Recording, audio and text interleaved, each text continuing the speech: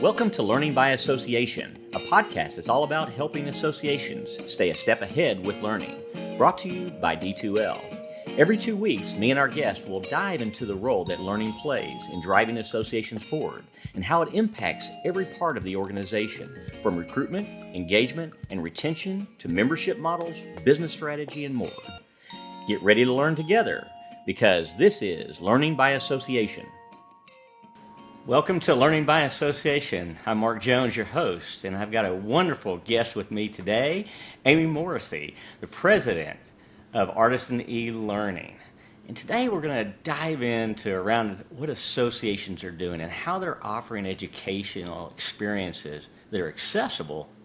But that doesn't mean just supporting members with disability. It means really how we're going to look at benefiting everyone. So we're going to dive into some fun conversation, Amy, and talk about accessibility today and how it relates to learning. And why don't you give us just a little background about yourself before we jump in and dive into some fun topics? Sure. I'm Amy. I've spent my career in learning and development, both instructor-led and now a lot in the e-learning space. I've been with Artisan for almost 10 years, and we do a lot of our work with associations and are very passionate accessibility advocates. So that's who we are. Interpersonally, I'm just a fun person to hang out with, Mark. You know that. Oh, of course. Absolutely. It's always fun and a pleasure. You know, there's been a bunch of fun things that we've talked about recently and some great webinars and seminars that you've given. You gave a great one at ASAE here just recently at the annual conference. And we're talking about, accessibility. And when we think about the associations, a lot of times we like to look at what's happening in the environment around us. What is industry doing? What's corporate doing? What are our associations? What's higher ed doing? And you came up with a great talk track, and I'd love you to just touch on that a little bit, because I think just hearing some of the things that you did in that presentation, working with Procter & Gamble and other key leaders in the corporate world, really thinking about how accessibility looks. I think it'll let us dive into, as we go forward, into some other challenges and opportunities that associations are facing in there. So I'd love for you to just touch on that, and then we'll dive into some other fun topics.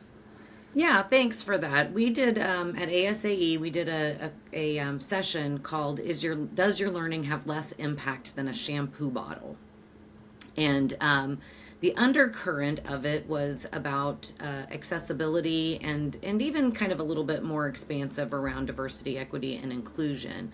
So I got a little bug recently in my brain that, well, first of all, I come more from the learning space, and I do learning within associations. So I didn't, come up in the association space.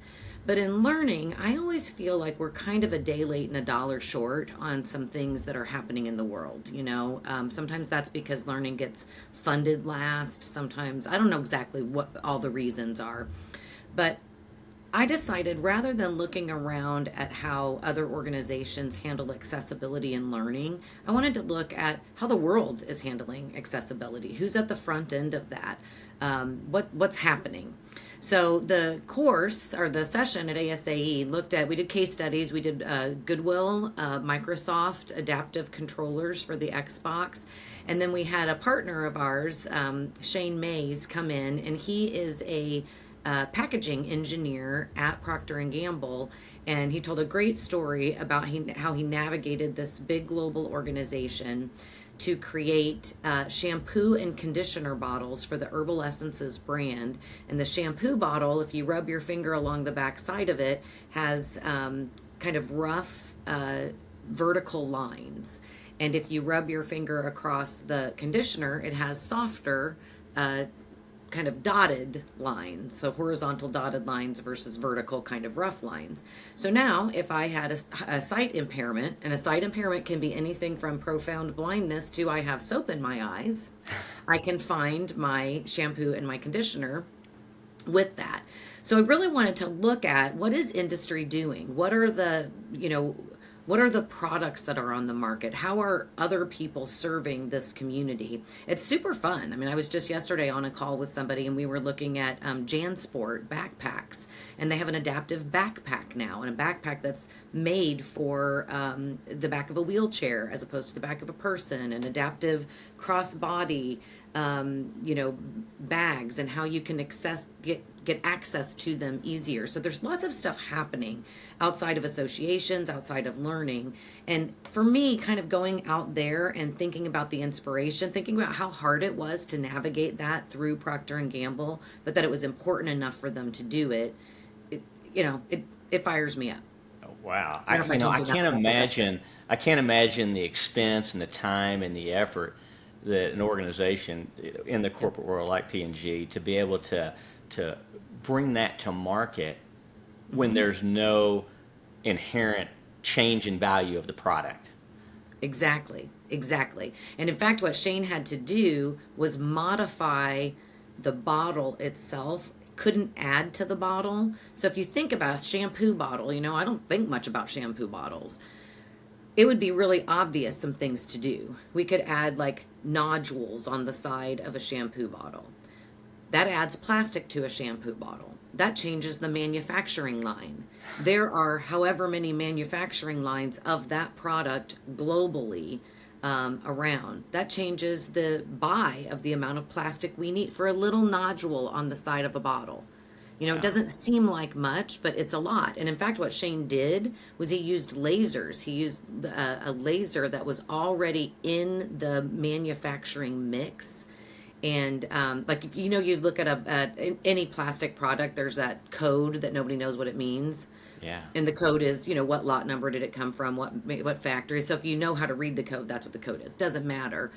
In that, what he did was he said, wait a second, we're already doing something. Could we do something a little bit better? Could we take Wow. technology that we already have and expand it to benefit an audience differently, or Well, in their minds? that's a huge message right there, is Yep. knowing probably the cost of redoing manufacturing. I mean, we're talking Mhm. beyond millions and millions of dollars for that type of product line.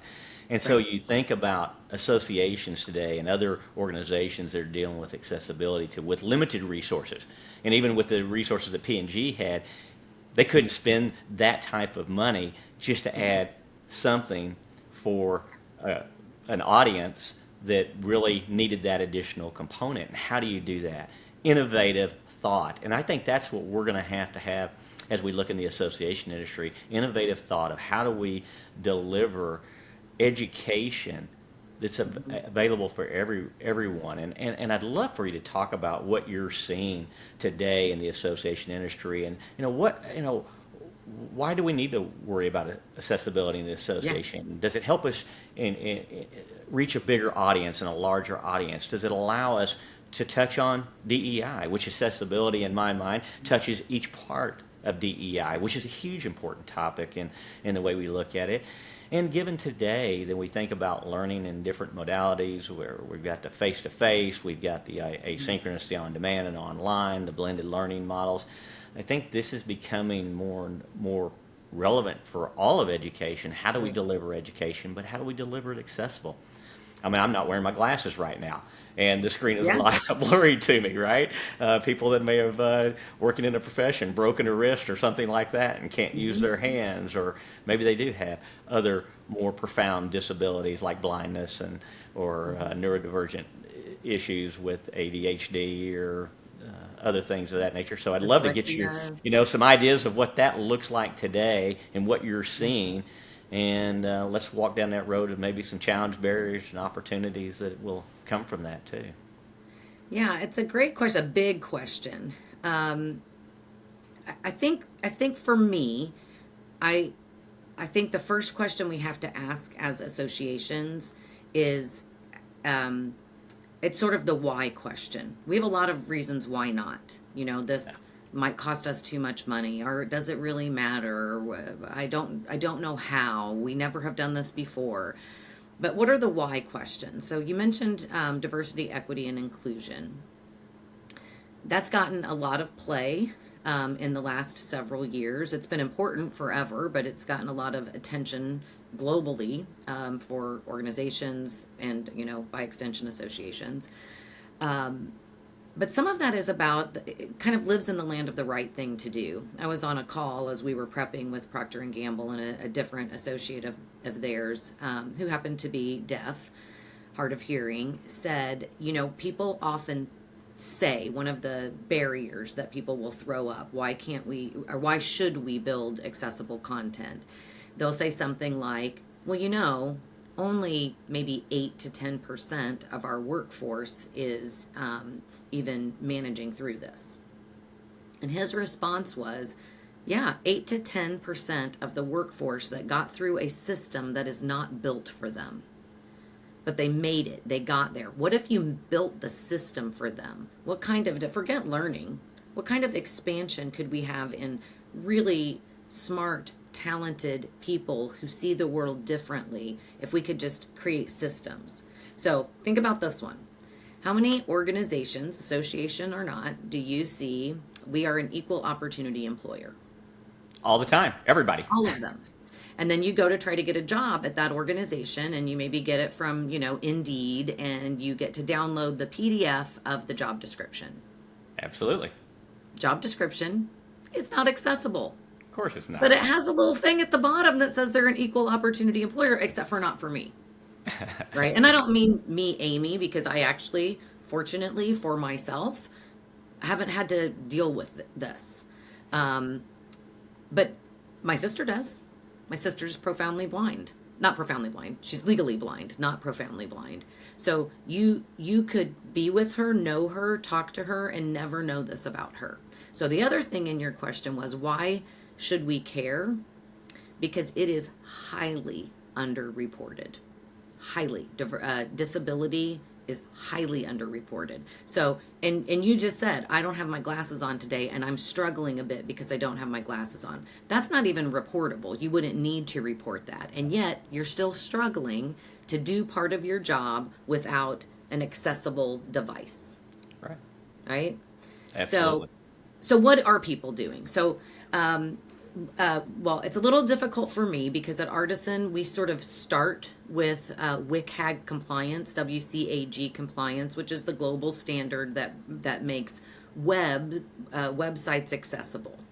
In the e-learning world, we kind of have to steal those requirements because there aren't really e-learning, requirements or standards, if you will. So we sort of start with that as a base. That's part of the way we think that we can help as a vendor partner influence this conversation with our clients. And clients can opt out if they want to. They get to do that. But we don't say, do you want to? We say, we do this, and here's why. So does that cost a little bit more? Sure, it costs a little bit more. Is there value to everyone? I would venture to say, yes, there's value to awareness would be the biggest value right there, right? As you start down that road, do you understand what it means to provide an accessible platform, a compliant platform, first of all, right? Yep. To be able to deliver that type of education, but does it go beyond? And does the organization it go beyond that? Yeah. And does the organization are you required in the United States right now? The only people required are government entities. So associations are not required. But why do I think it's more important for associations to consider this even than your average corporation? Because you literally don't know. In a corporation, I can put out a survey that says, how many people experience X. In an association, there's no way you can do that for every single learner that you're getting. So why don't we assume that everybody needs something?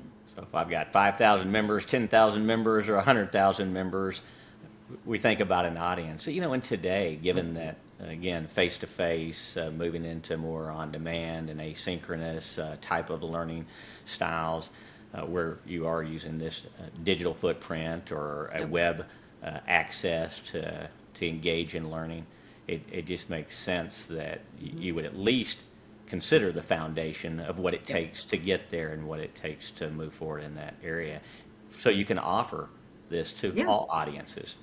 And the thing is, if you don't, you have two things that happen. One, you have learners exit the process and you don't even know why. Right? That's I'm huge. leaving. I'm Right, out. right now, I'm at I look at the associations and I look at what our adoption rate is for our learning anyway, and where Mm-hmm. are our members going, because we don't know. Just in a Right. general sense, are they going over to our sister association or to a for-profit or another nonprofit organization that's delivering education, whether it be for continuing legal education or medical education or certification or your license, wherever that may You got be. it. So if you're already at maybe only 20 or 30% of that adoption of your own learning, and you Right. take off the other sector that's out Yeah. there that you may not even know about, interesting concept there. Yeah. So I was just a little quick side story. My husband and I have gotten in. Do you know the game Rummy Cube? Yeah.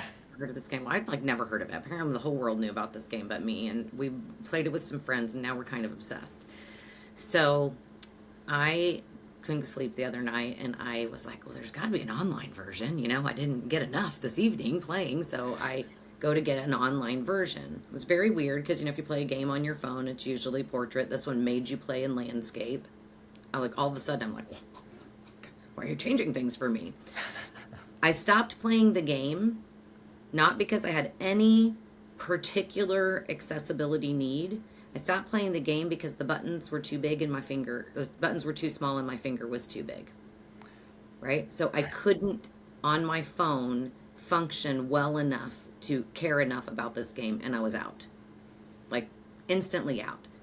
Again, all I had was a fat finger.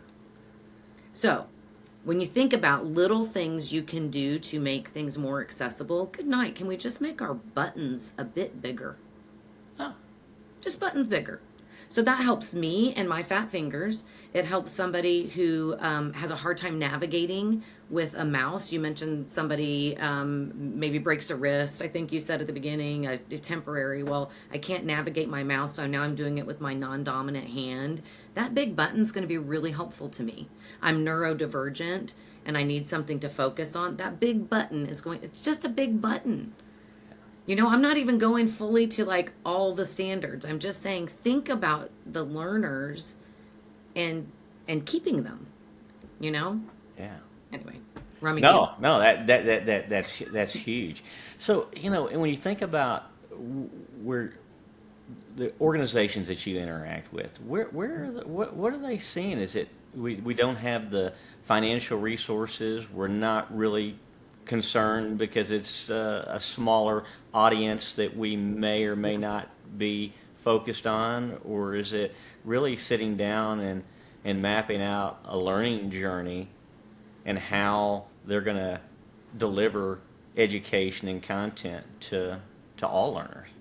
Yeah, I would say probably with associations, I don't want to throw a percentage out because I don't really know it, but I'm going to say a good number are not doing it because they haven't thought of it. We're bringing the idea to them and asking that question. And sometimes they'll say, yeah, we've heard of that, but we don't think we're required. But they don't take it all the way down to, but why would we do this? Whether that is because it aligns with our values, whether that is because it extends ourselves, universal design extends to more learners. You talked about when people leave because they're going to a sister organization. Well, Yeah. is there a goal to pull people from the sister organization back in, right? So they haven't necessarily thought of it.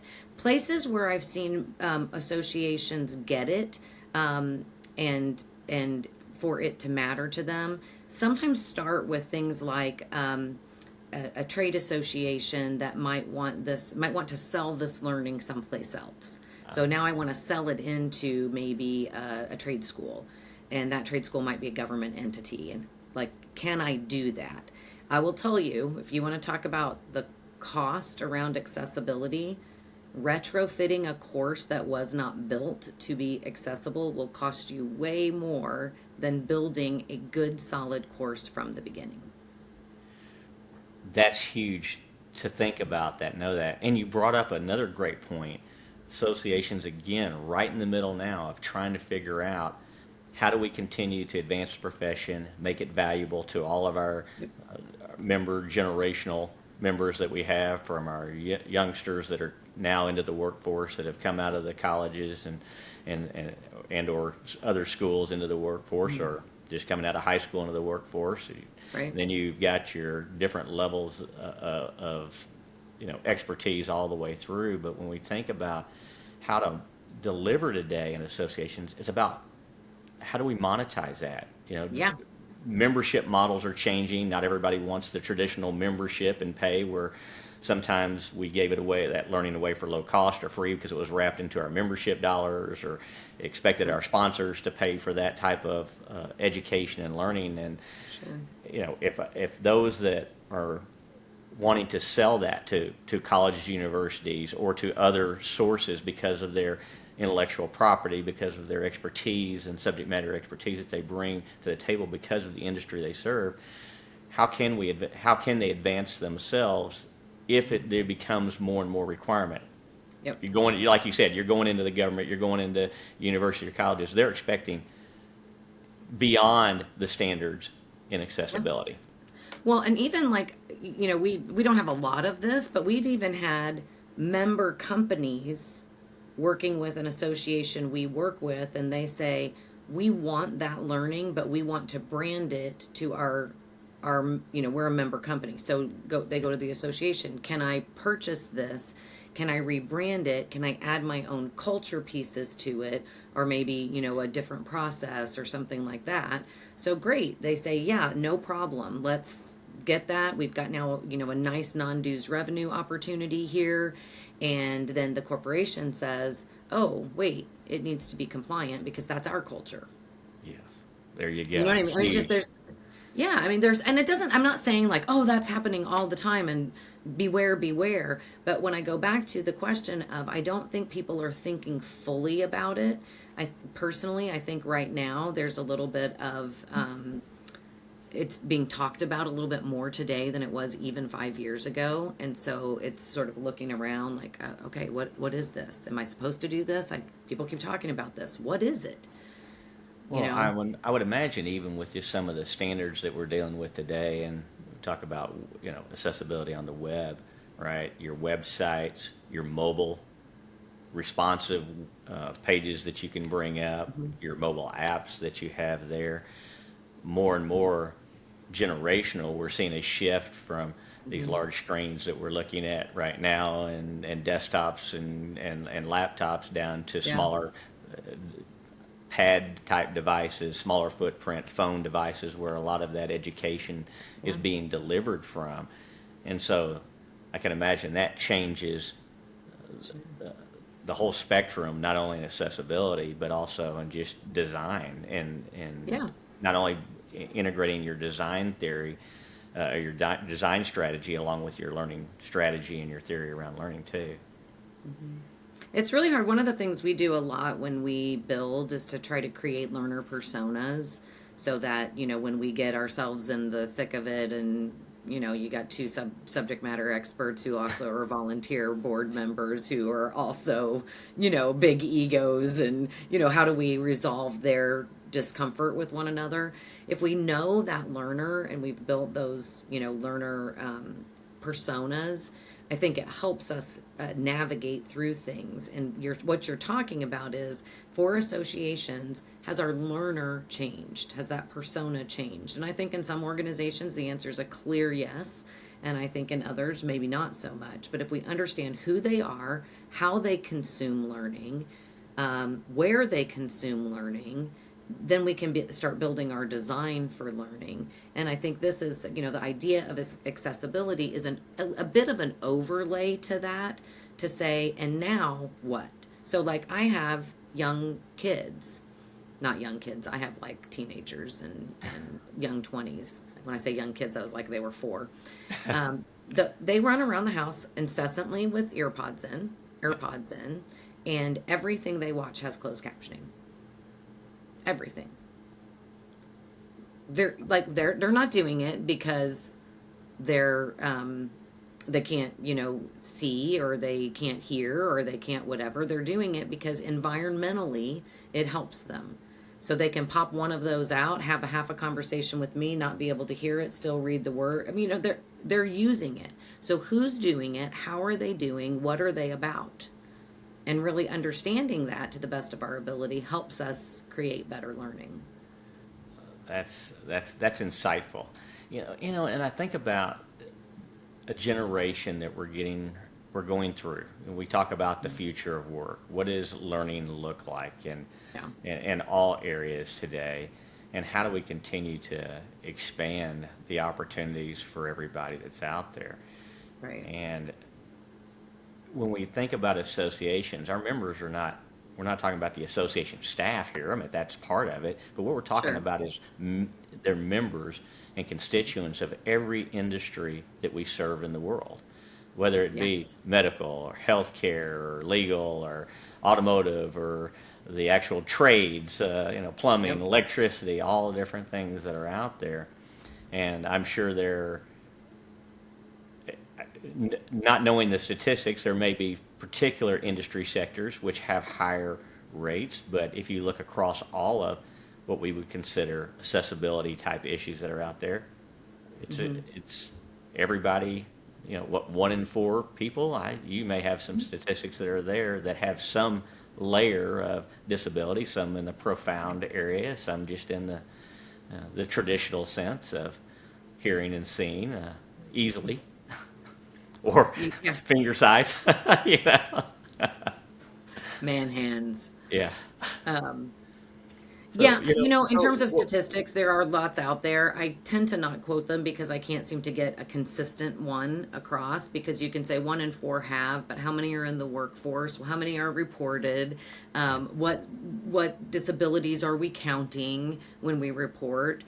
So that number kind of fluctuates, but at the end of the day, here's what I would ask. Do you know somebody who is fill in the blank, deaf, hard of hearing, has a sight impairment, has recently been injured and can't fully function with an arm or a leg, somebody who has some sort of profound disability, somebody like if somebody who's neurodivergent, yeah.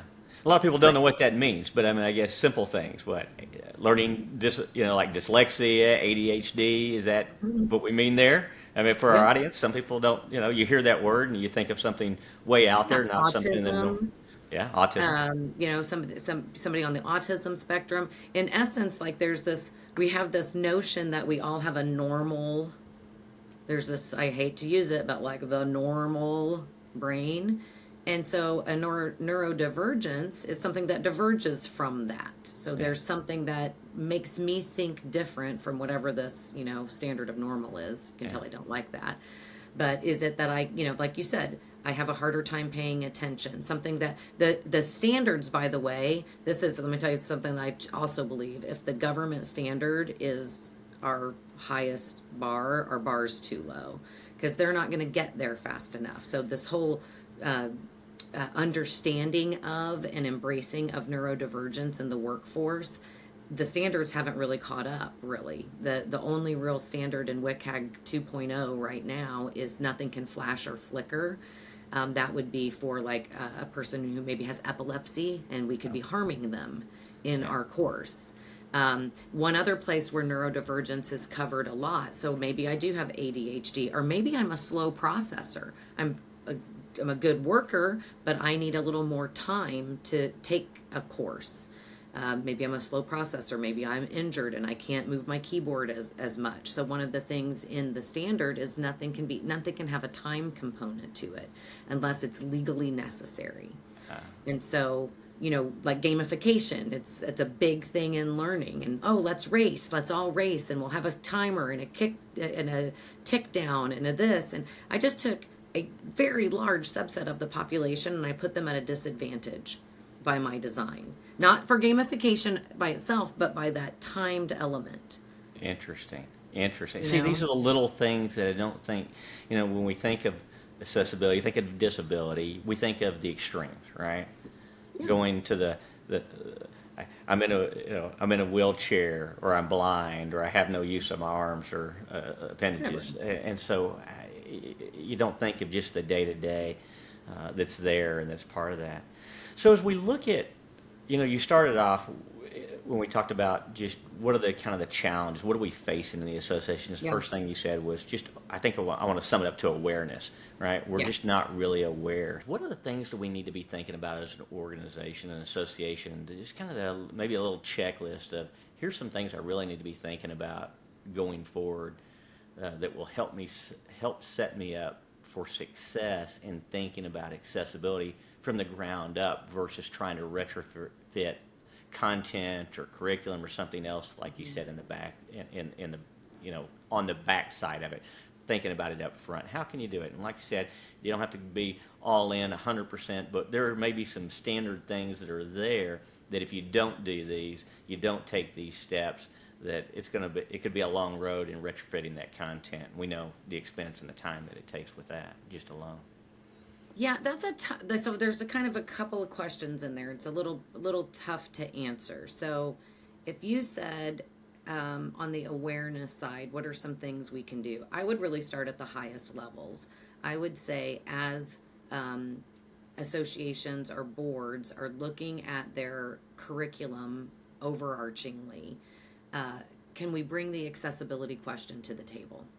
Let's start there to say, why is this important? How might it impact us and our members? What would it take? What would it take to get our existing content there? Or do we say there's a line, we haven't had that before, and everything we build, going forward is going to have accessibility. So I think some of it are those really high level, who are we? What do we believe in? What are we about? And are we willing to, kind of put our money where our mouth is? As we're building things, we're going to say we're going to build them well for all. And I've been talking a lot about e-learning. That is also, you're giving a presentation, you're doing a virtual instructor-led training. Use PowerPoint and turn closed captionings on, because it is distracting to you when you are talking. It is not worth, do what's hard for you and easy for the audience. So those are like some just very small, like the very small thing.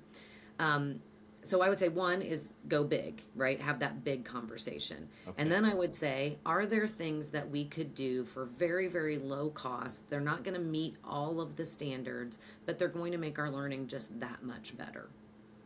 Closed captioning, it's not hard anymore. It used to be hard. It's not hard. Now, is it perfect? No, it is not perfect. But the AI closed captioning built into most tools, PowerPoint being the most prolific, use it.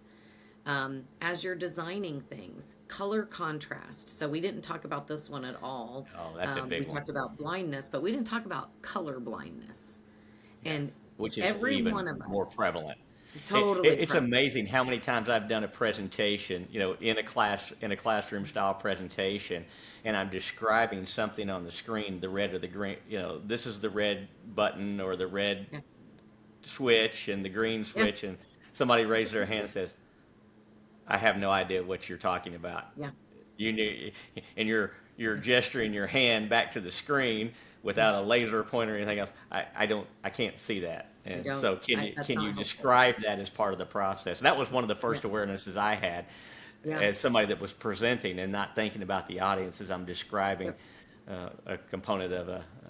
And if you go to WebAIM, WEBAIM.com, color contrast is exactly what we're talking about. It's contrast. So it's not what color you're using, it's what colors you're using on top of one another.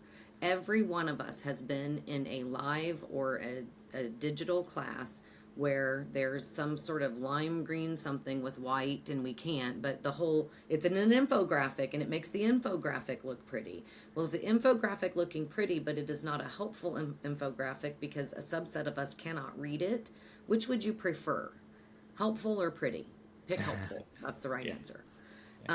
So there are things like that, color contrast, bigger buttons, closed captioning. How about at conferences? How are you giving a nod to accessibility at conferences? If you have a PowerPoint template that you send out to all of your speakers, is that PowerPoint template accessible? Like, don't give them something. You would be shocked at how many conferences we speak at where we go back, we get the template, or we get the thing that you're supposed to put on slide one, or we get whatever, and we go back and we say, could we please have an accessible version of this? The contrast on this isn't very good. Wow. So, What yeah, about you mentioned PDF? So thinking of these examples here, you mentioned yeah, PDFs when you first started off. yeah. How does somebody go about, just in general terms, making a PDF accessible? Yeah, it's not terribly easy to make PDFs accessible. They're Oh, not that's as, good. yeah, So that's a they're not, hard one, right? But we yeah, need to they're consider not, that. well, I mean, they're not as, they haven't come along as much. Like, there's so many accessibility features. The other thing I would just say before we go to PDFs, Yeah. everywhere, go select accessibility in your phone, in your computer, in your PowerPoint, in your Word. Go in there and look and see. They're doing it. They're doing good jobs. Like Google and Microsoft and Apple, they're doing a good job. They're on it. So go see what they're doing and see if there's something in your learning that you could, you know, you could maybe augment, or take that and do something different with it. PDFs, if you have one or two PDFs, if we're talking a small number, Google how to make PDFs accessible and go find somebody and pay them a small amount of money. That's your fastest way to get there. If we're just talking about one PDF page, there are companies that do this. I can't think of one off the top of my head, of course, right now, but I promise Google will get you there. What you're looking for as you're making anything accessible is not only what we kind of see on the front end, but it's also how people navigate things on the back end. So everything that needs to be accessible needs to be maneuverable with a keyboard only. So push your tab key and see what happens. You'll see if you push your tab key, you'll see it kind of like a halo around whatever part you are. And sometimes that tab order, they call it, is very illogical when it's built in. So you go, here's the menu, and so imagine if you're using your tab button to try to get places, it's confusing. So that's one of the harder things to do, is to get that tab order, because it's behind the scenes. But can you, simpler things, font size. You know, some of us get all sassy about a 12-point font size because it looks Yeah, so especially big. on your conference badge when you go and you're trying to read somebody's name, right? It's in Please. 20-point font. How about 50-point font so I can Yeah, remember Amy's name as I'm walking up to say hi, right? yeah, And of yeah, course, but when you're looking at a screen, the same thing. yep. But in PDFs, things that you can do easily, font size, color contrast is not hard. Um, you know, if it's a fillable PDF, does that tab order go in an appropriate order? And all of us can figure that out pretty Yeah. simply. So That's some again, good that's not basics. one of the easiest ones, but let's take our low hanging fruit where we can get it. Yeah, but PDFs are huge out there. Hmm. Today, traditionally, associations are using a lot of those to deliver content online, or as a Yep. resource guide, or some, Yep. as opposed to the document itself that Yeah. can. So here's another one. Take your PDF and put it into an iPad or an iPhone that has a natural screen reader built into it, or a screen reader from there, and just see if it's reading it. See if it's Yeah, working. You well, know, these if are it's not working, then you know people who need that aren't getting it. these are great It's just little examples, and we'll. simple ideas to say, I don't exactly know how to fix it, but let me see where my problems are. Yeah, when we think about engagement and involvement, just trying to make it better. You and I've talked in the past about, wouldn't it be great for the systems that are out there that really could allow those that have more profound disabilities to be able to create the content Yeah. and do other type of work in that administrative side besides Yep. just be the consumer of that education and that Right. knowledge. Because think of the talent pool, the volunteerism that you could bring in for those if they had that capability to deliver that type of subject matter expertise, which Yeah. we so dearly are always needing, from our constituents out in there in our industries that we serve. Yeah. And so many of the tools that it takes to create learning are not accessible themselves. And so depending on what struggle, that whether, like I said, could be a struggle, like I can't use, broke my wrist, or it could be, as we've been talking about, you know, um, blindness, imprecise use of a mouse, and I can't do things to get my job done. It limits my abilities. So, as we kind of look at wrapping up today, is there anything that you look at in the next frontier, or things that would be important for our audience, our CEOs, or staff that's dealing with learning day to day to really think about different than what we've already talked about? Anything that's out there that we may need to be considering? I know AI is going to be very interesting in how we create content, how we develop curriculum, how we develop images and things of that nature. That will be interesting to see.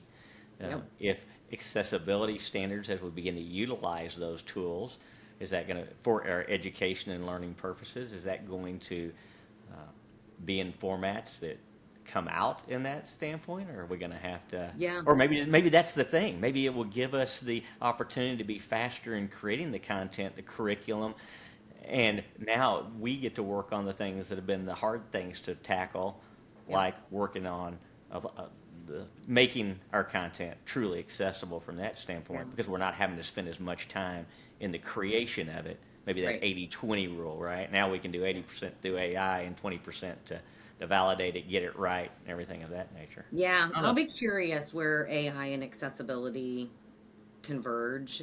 It will happen. I mean, it's all moving so fast. We know it will, but I don't know what that looks like. I do think, because you bring up AI, it's not what we've been talking about, but of course I have ideas and opinions. um, I think with AI, anytime we're moving AI into learning, we have to, just like everything, have a moment of conversation about our risk. So we've already seen lawsuits come into play about, how that information comes in, and is it copyrightable? No, it's not copyrightable, because it came from all of that kind of stuff. I think we have to be thinking about that. Um, and I also think, one of the things that Deborah Zabadil said, we say it all the time, that as an association, we should be the unbiased source of information in our industry. We have to ask ourselves, how unbiased is it to use, to use AI to generate things? But flip that. How much content is within, how much expertise and content lives within your members? And could we start getting AI to sort of help us start processing and simplifying and organizing content that we already have? So, we were talking about this at ASAE, making it up. We go do a session at our annual conference, and we have our best experts at that session. And we take that and we get the transcript and we put it into AI, and we start thinking about what prompts would we want to know. Can you give me the 5 key ideas from this session? Chat GPT, can you do that for me? Could you take this session and build an outline for me? Could you, what would we want? So now we're not worried about the outside world. We're saying, with the content that lives within our association, and there are massive amounts of it, how could we use AI to help us suss out, what we need, what we want, what's important today? That is a great topic for a future conversation, because if we can really leverage that knowledge base within our associations and their industry expertise, that's a lot different model and a lot different look. So, Like, people aren't really talking about it. I well, don't this think. Can I tell well, you it's one more? new, Yeah. and I think we're trying to figure out how to use AI, Hmm. in associations Responsibly. for our learning, Yep. right? Are we looking at to help us with coaching or peer review or other things of that nature? Are we really, probably the biggest challenge I would imagine is the time that it takes to develop content. Yes. If you already have a layer, now we've been talking about accessibility and the time and the resources that it can take to do that, and we think about AI maybe being able to help out with that delivery Yeah. of content, but that's a whole nother topic. It's a whole nother Anything? topic. Yeah, no doubt. Anything else that you got that you want to close with? This has been a great conversation so far. So, Yeah. You know what? I would just say, for me, when I have been in the learning world, and when I started kind of opening my mind to accessible learning, I felt like there was a lot of all or nothing thinking, smidge of shame based stuff out there, which hopefully that doesn't feel like that. Um, and when I flipped that, instead of saying, I have to be perfect, and if I'm not perfect, I might as well not do anything. And I flipped it to say, why does this matter? Who does this matter for in my life? Can I, Amy, personify this need? And all of a sudden, when I started just paying attention, changing my life algorithm, to say, this is what I want you to feed me. I want you to feed me like why accessibility matters and how I could be more helpful to all learners. That helped me. So if somebody listening is that CEO or that chairperson of the board or that influencer or that VP of learning within an association, I would just say, change your algorithm in your kind of life and change your algorithm online. Right now, go search accessibility in LinkedIn, in TikTok, in whatever social media you're in, because what they're going to do is say, oh, you care? Let me feed you more of this. I will continue to feed you. And I don't think you can turn away once you start getting fed this stuff. So that would be my hot tip of the day. Hot tip of the day. I love it. Love it. Amy, thank you so much. We appreciate your time today. As always, a pleasure.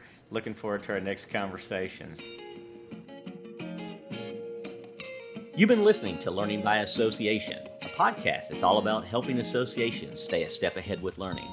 This episode was produced by D2L, a global learning innovation company helping organizations reshape the future of education and work.